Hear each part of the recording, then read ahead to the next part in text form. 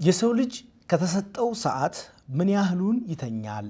ምን ያህሉን ነቅቶ ለራሱ ጊዜ ሰጥቶ የመተከዣ፣ የማሰቢያ፣ የማመዛዘኛ፣ የጥሞና፣ የአርምሞ ጊዜ ይኖረዋል ብለን የግድ ስለ ራሳችን መጠየቅ አለብን። በአንጻሩ ደግሞ የሥራና የድካም ሰዓታችን ምን ያህል ነው?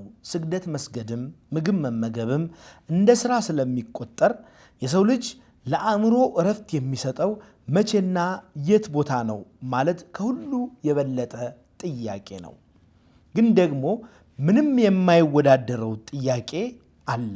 እሱም እረፍት በራሱ ምንድን ነው የሚለው ነው። ስለዚህ የደም ዝውውር እረፍት አለው ብለን መጠየቅ እንችላለን።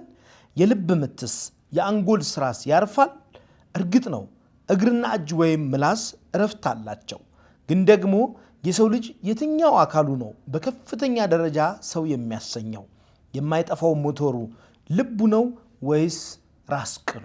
እንዲህ እያልን ስለ አፈጣጠራችን የመጠየቅ ልምድ ቢኖረን ስለ ሌላኛው የህልም ዓለማችንና ስለ ገነት መንግሥተ ሰማያት መኖሪያችን እቅድ እናወጣ ነበር። ምክንያቱም እግዚአብሔር ያለ ምክንያት አልፈጠረንም፣ ወይም ወደዚህ ዓለም ያመጣን አንድ ክብር ሊያሳየን ነው።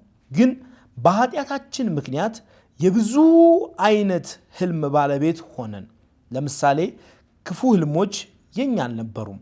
አስጨናቂና ፍርሃትን የሚያመጡ የአውሬና የአራዊት ምስል ያለባቸው ህልሞች ወደኛ አእምሮ ከየት መጡ ብለን ራሳችንን ስንመረምር የብዙ ነገር ውጤቶች ናቸው።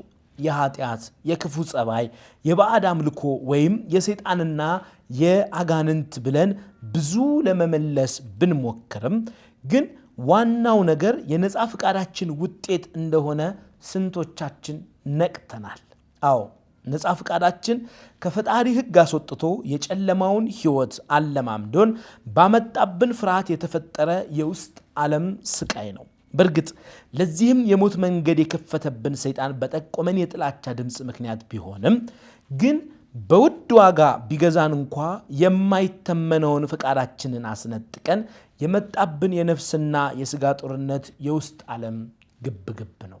ኤፍታህ የህልም ዓለም መፍቻ አዘጋጅ መምህር ተስፋዬ አበራ 2018 ዓመተ ምህረት ታተመ ይላል። እንግዲህ